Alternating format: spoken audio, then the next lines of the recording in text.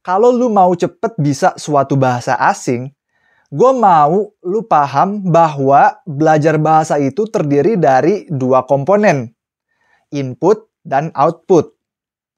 Input itu aktivitas di mana lu masukin informasi ke otak lu, kayak nonton video, dengerin podcast, baca artikel, buku, komik, dengerin native speaker ngobrol, dan lain-lain. Dan kebanyakan, kita tuh heavy banget di bagian input ini. Kenapa? Karena input itu jauh lebih nyaman dan gampang untuk kita lakukan. Lo bisa dengerin podcast sambil nyetir, nonton series sambil rebahan, dan dengerin guru di kelas. Tapi, output itu beda cerita.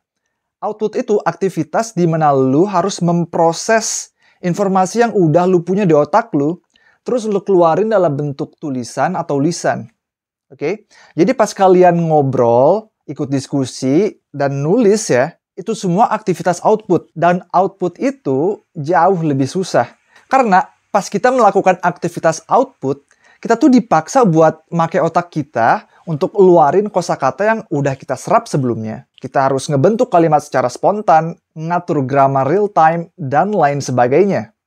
Makanya, nggak heran banyak yang ngalamin ngeblank pas disuruh ngomong, padahal udah sering baca, udah sering nonton, dan latihan listening.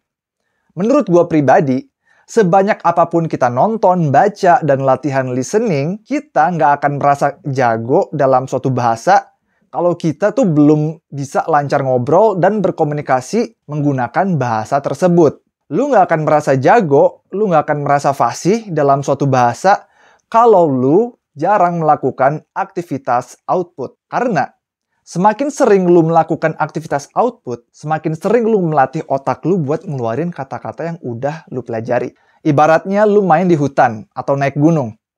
Ada jalan setapak. Makin sering jalan setapak tersebut dilewatin, makin jelas jalannya dan makin mudah untuk dilewati. Makin sering lu latihan output, makin jelas juga jalan setapak yang menghubungkan antara otak dan mulut lu. Pas lu ngomong atau nulis nih ya, kosakata yang udah pernah lu pelajari jadi makin gampang keluarnya. Dan disinilah kenapa sebagian orang tuh bisa cepet jago pas belajar bahasa.